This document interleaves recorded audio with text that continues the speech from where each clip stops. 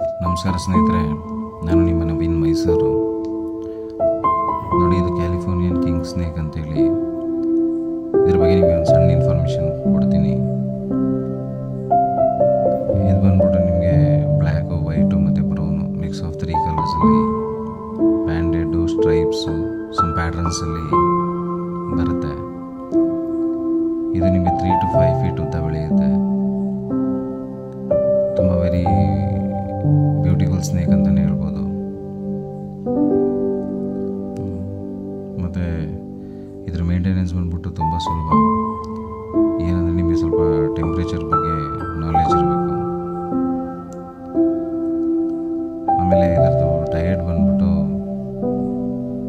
small ರಾಡೆಂಟ್ಸು ಮತ್ತು small ಬರ್ಡ್ಸ್ನ